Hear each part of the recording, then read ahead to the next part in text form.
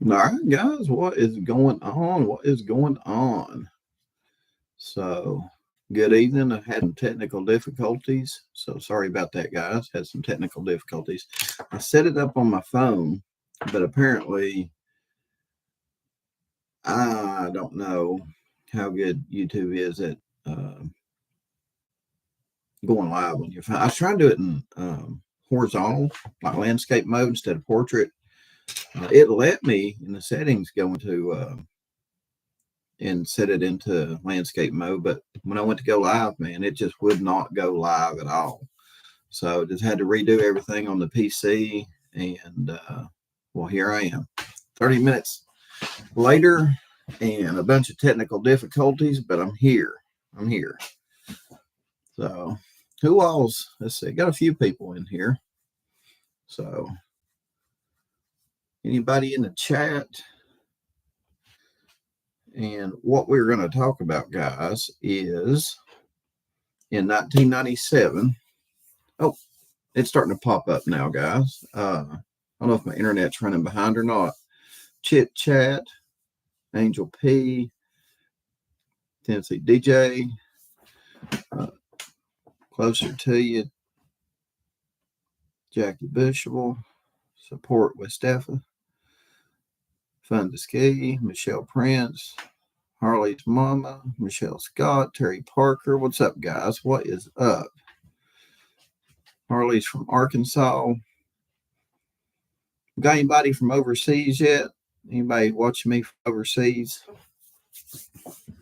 I always wonder if I got anybody from another country watching me.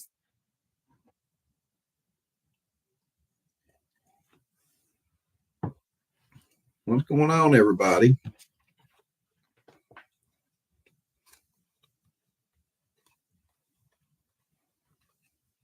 So anyway, thanks for being here, guys. Thanks for being here. Let a few people get in here. I'm not sure.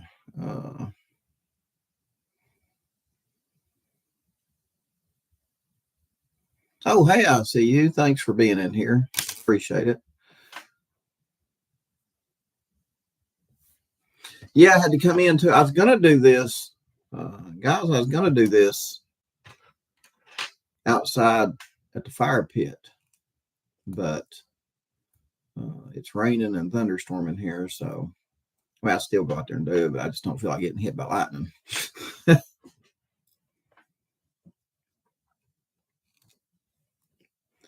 All right, guys. Well, let's jump into this. The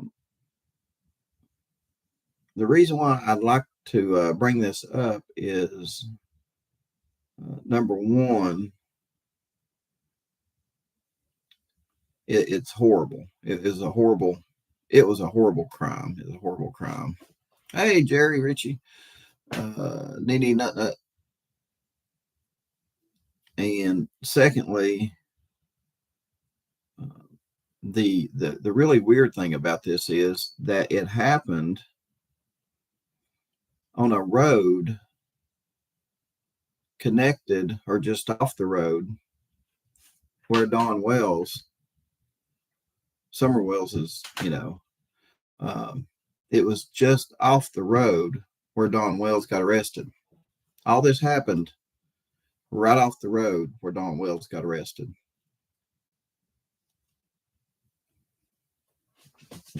So kind of interesting, guys. Kind of interesting because Don Wells got arrested on what was the name of that road?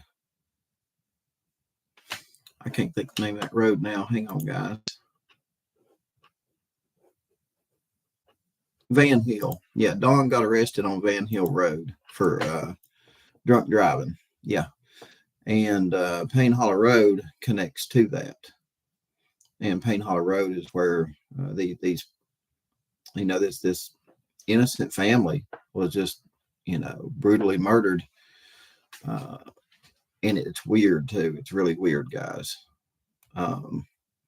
So let's get into it. So in the spring of 1997, Joe Reisner, Natasha Cornett, Karen Howe, Crystal Sturgill, Dean Mullins, and Jason Bryant were living in southeast Kentucky, in towns like Paintsville and Pikeville, close to West Virginia and the Virginia state lines. Some friends were loosely acquainted. Authorities allege they were allied by boredom, recklessness, and a sense of isolation, unhappiness in their family life, a twisted desire to do something that had meaning. So they, every one of these people had a real bad family life. And so it goes on to say here that a few of them even believed in witchcraft and the occult. Wow. Ginger Snap. No. The victims lived in Knoxville, Tennessee. They lived in Knoxville. They went to Johnson City to a Jehovah's Witness event. On the way back, they stopped at a rest stop in near Baileyton, Tennessee, and that's where they ended up running into the, I'm not going to say kids. I mean, three of them were 18. Three of them were 18. One was 19. So I'm going to say they ran into evil, is what I'm going to say. But a few of them believed in witchcraft and the occult, and some were attracted to the black goth look, according to police. Cornette had cut herself, and she fancied Satanism. So it goes on to say here, in early April, they stole a 9mm and a .25 caliber pistol and hit the road in a beat-up Chevrolet Citation. Anybody remember them Citations? I'm actually surprised that thing broke down on them. They're actually pretty good, well-built little vehicles. They were basic, but they were pretty good.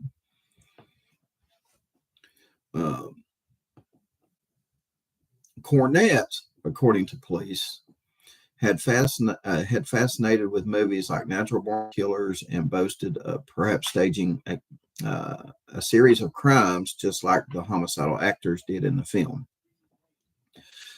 Cornette, in fact, appeared to be the group's ringleader. So they arrived at the rest stop off Interstate 81 in Greene County on the afternoon of April 6th. It says by coincidence the Lillelids had stopped at the same place. It was just a Sunday evening, and they had gone to Johnson City earlier that day for an all-day workshop for members of the Jehovah's Witness faith. At the end of the workshop, they were driving back home to Powell. They lived in Powell. That's a community inside Knoxville. So they were driving back to Powell, Tennessee. I think that's North Knoxville. Vidar, a native of Norway who had moved to the United States intent for a better life, was 34. Delfina's family was from Honduras. Delfina, 28, had met Vidar in South Florida. They ultimately settled in East Tennessee. So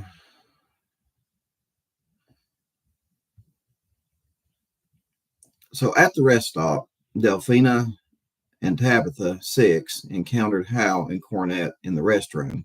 The family and some of the Kentuckians struck up conversations. Vidar talked about his religion and importance of being saved. Reisner testified later that they were desperate to get a replacement vehicle because the Chevy Citation wasn't going to last much longer. The Lillelids appeared to offer the group the opportunity. Reisner said he quietly showed Vidar a 9mm gun tucked in his pants. He said the group wanted the Lillelids' aging Dodge van. No one would get hurt, he said. No one would get hurt.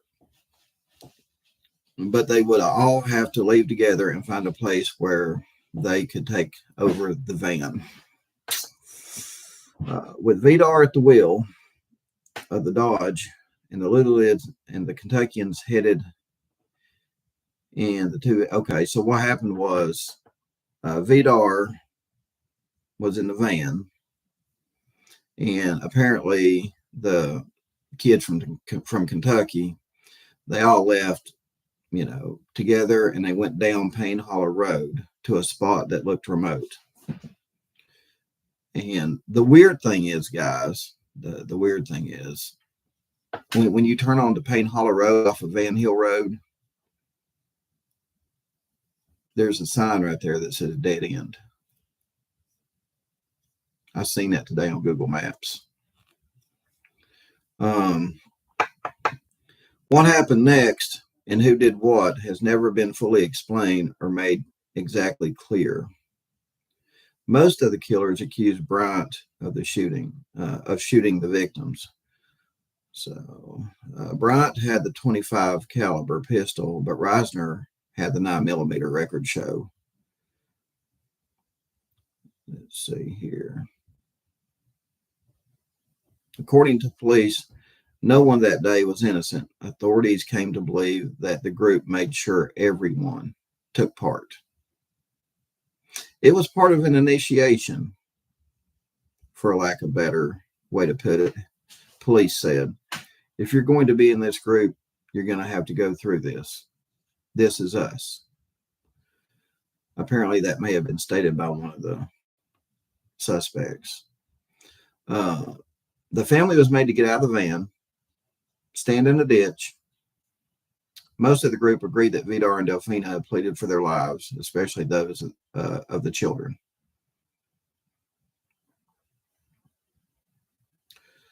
Reisner would later testify that Bryant just began shooting. Vidar took 6 shots. Delphina took 8 shots, records show. Police recalled that bullets were fired into Vidar and Delphina that formed the shape of a pentagram. That is crazy, guys. That's crazy. I mean, can you imagine the sickness that someone has to, do that multiple times and to make a pentagram out of the shooting? That is sick. That is sick. One bullet hit Tabitha and 2 hit Peter. A neighbor later recalled hearing gunshots because there's houses near there, guys. They thought it was remote, but there's houses down Payne Hollow Road. A neighbor later recalled hearing gunshots and the happy sounds of the happy sounds of people playing. So can you imagine, you hear gunshots and then you hear people laughing and playing. And all the whole time, you have no idea what just happened. You don't have no idea what evil just took place. I'd say them residents will never forget this, that live down Payne Hollow Road.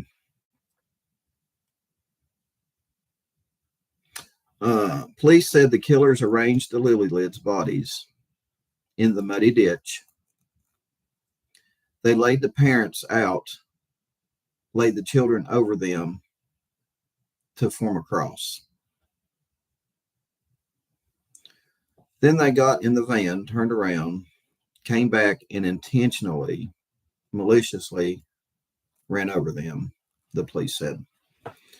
Tabitha and Peter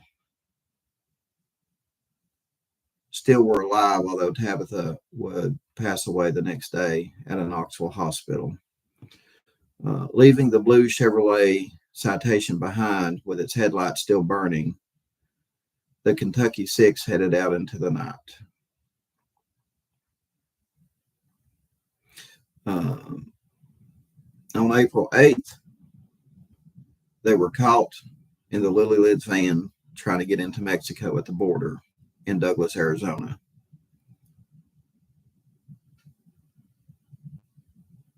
One of the young men remarked to an officer after their capture that he was a killer. Let's see here. So it says, back in Tennessee, police traced the blue citation back to Reisner's family and quickly pieced everything together. Tabitha did not survive her gunshot wound, dying April 7th at the University of Tennessee Medical Center. Beech found crying in a muddy ditch with his mother. Survived at the hospital, although he suffered serious injuries. Lost an eye from a gunshot wound fired to the back of his head, and also lost some movement in his body from another bullet that entered his back. The killers were brought back to Greene County. A mass of angry people greeted their arrival at the Greene County courthouse, shouting and calling for justice. In Knoxville, a store hung 6 nooses, symbolic of how many wanted them to be punished. Wow.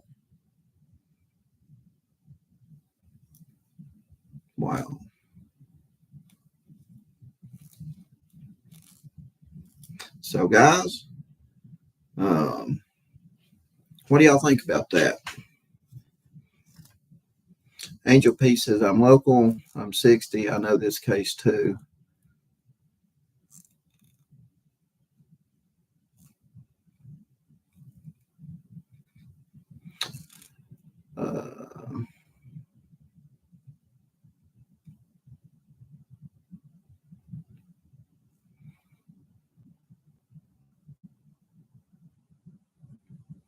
There must be some issue with them shooting a pentagram into the victims. But like Ginger Snap says, even if there was no pentagram shot into the victims, the crime was still horrific. So yeah, 100% on point right there, Ginger Snap. Sabrina says, those poor people talking about God to them. This is so sad. That's bad, guys. Yeah, that's bad. They stop at the rest stop in Greenville. Have a few words, about God. I mean, it's like good meeting bad. And unfortunately, in that situation, yeah, we know the outcome. But they got justice. All of them serving multiple life sentences without the possibility of parole. Yeah, Ginger Snap, poor woman begging for her babies to be spared, and we know how that worked out or didn't work out. I mean, sick. I mean, yeah, they could have easily have just taken their van, left them there. If they would have just robbed them of their van, right? If they would have just robbed them of their van, they would have only been looking at, probably kidnapping and vehicle theft, right? Well, they'd have probably already been out of prison by now if they hadn't killed them, right? I mean, yeah, I mean, if kidnapping and theft, I mean, yeah, they'd have probably already been out of prison. 1997, but I mean, I'm sure Vidar and Delfina would have gave them the vehicle to spare their lives, but these people were just so evil.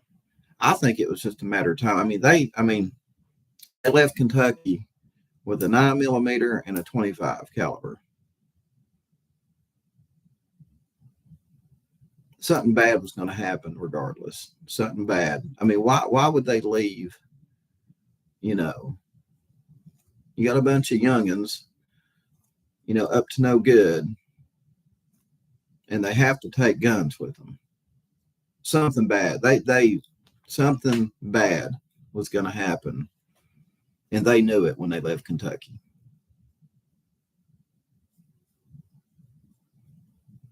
So, but anyway, guys, I know a lot of y'all probably didn't know about that, and y'all didn't know about the connection that it has to the road that Don Wells. So it's kind of got a connection in a way to the Summer Wells case, because that's just that whole area. That whole area right there, guys, is just really weird.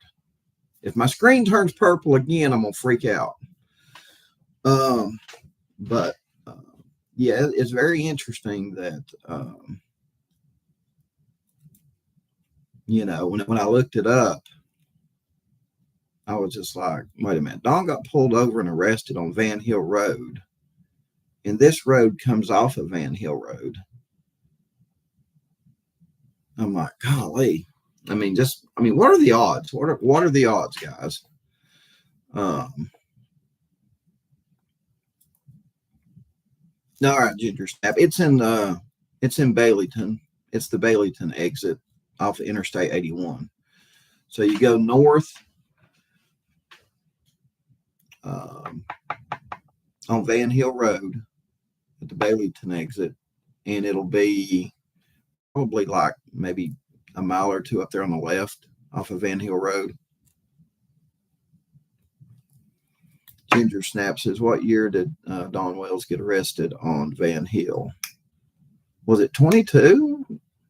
Or, I mean, yeah. Let's see.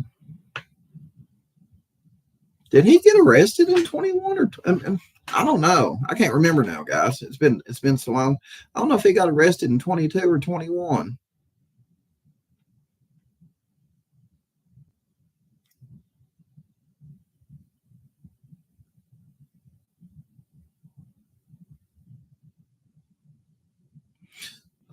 Lock skills. Don, I'm from Kentucky, and I know this case well, so it's not near Beech Creek.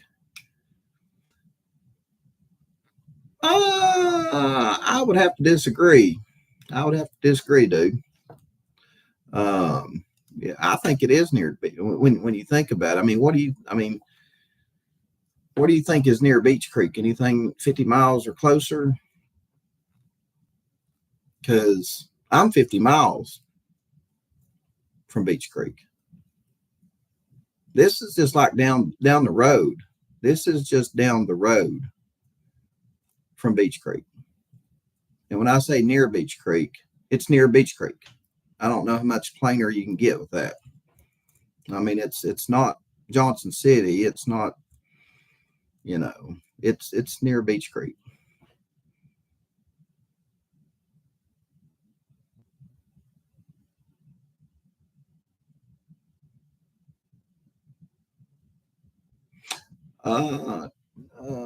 Tell me how far it is. It's on the first rest area on the right off interstate, not interstate 81. It's interstate 81 lock skills.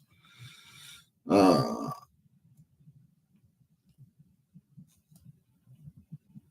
I wish I could screen. I'm not on StreamYard, but I'd screenshot it to you. But I'm thinking if you go to Google Maps, and you know how on Google Maps you can measure the distance, I bet it's 10 miles from Summer Wells's house, close to it, just 10 miles. Maybe not even that far, guys. Maybe not even that far. I mean, Don Wells was taking that road that evening to go to a gas station to maybe get something to drink or something like that. So it can't be too far from Summer's house.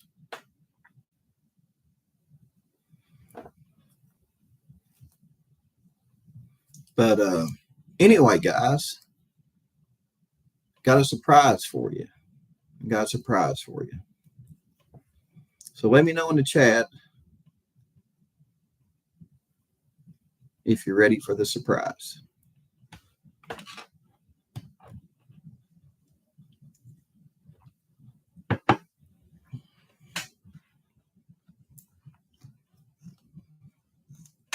All right, guys. So what we'll do, let's see. I'll probably end up doing it. I'll probably end up doing it Thursday or Friday. I'm gonna take y'all to that rest stop. I'm gonna take y'all to that rest stop, and I'm gonna take you out there to where the family was brutally shot on the side of the road on Payne Hollow Road. I'm going to take you out there. May even talk to some of the residents out there that witnessed everything after it happened. May even talk to them. I wonder if there's any flowers out there. I've not been out there. So I'm gonna take y'all out there. So stay tuned for that. I'll probably end up doing that Thursday or Friday. So stay tuned for that. Locks Kill says, Don, have you heard from the boy that survived that he lost? Yeah, he's doing good. He's doing good. He has to walk. He has trouble walking, and sometimes he has to use a wheelchair when he's standing too long. I believe he may have gotten a job in computers. He may have gotten a job in computers, last I heard. Yeah, Peter was the little boy that survived. And then after all this, he after he got out of hospital and everything, they had a hearing, and the judge felt that it was better for him to go live with his relatives in Sweden. So that's where he went to after all this stuff happened. He ended up going and living with his relatives in Sweden, and to this day, I guess he's still living there. They came back a couple years ago to meet up with the news and to do a story on it.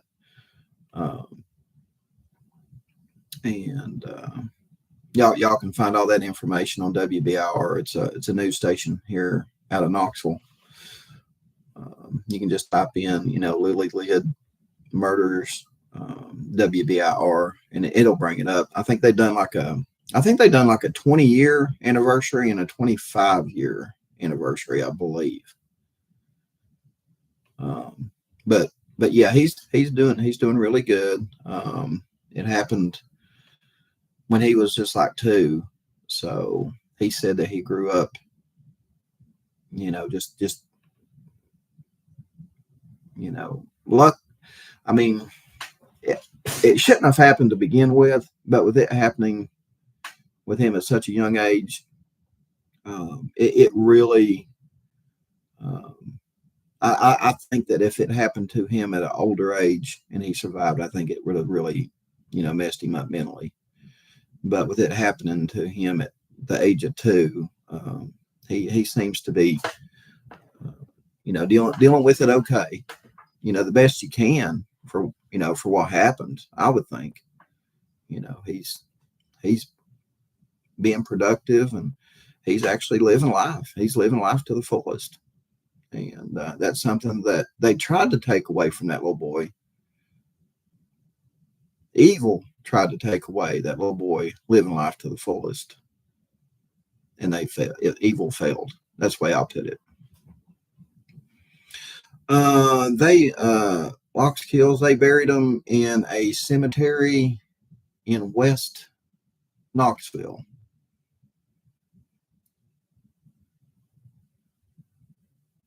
If y'all want me to take you to the cemetery where they're buried at too, I can do that.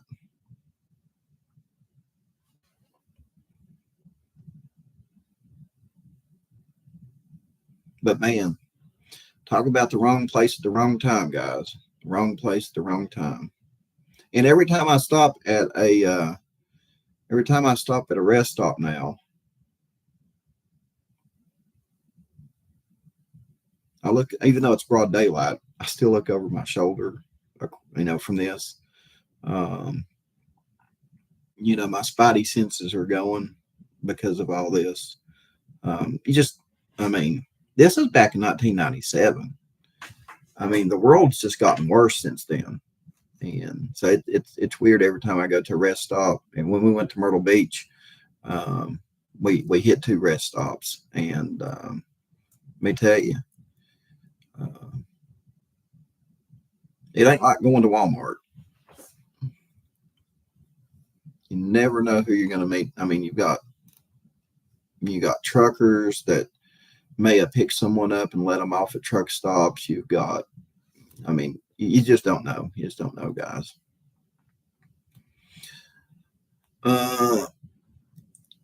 V asked Don B, are they all still in prison? Yes, they are still in prison. Karen Howe says that she was with them and did not participate in the shooting or anything like that. And she petitioned to get her sentence changed, but and her lawyer said something about trying to do DNA testing on the trigger of the guns, and it would prove that she shouldn't be doing life in prison for what the other people done. And the judge dismissed it. So that, yeah, they're all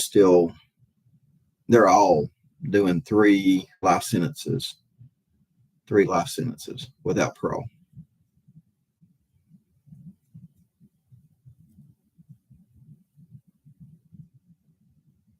Angel P says we never stop at rest stops. We go to restaurants.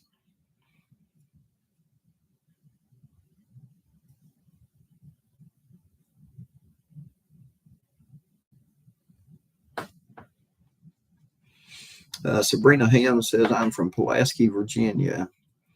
My cousin is a detective down there. He says they know what happened, but they have to prove it as far as the Wells case.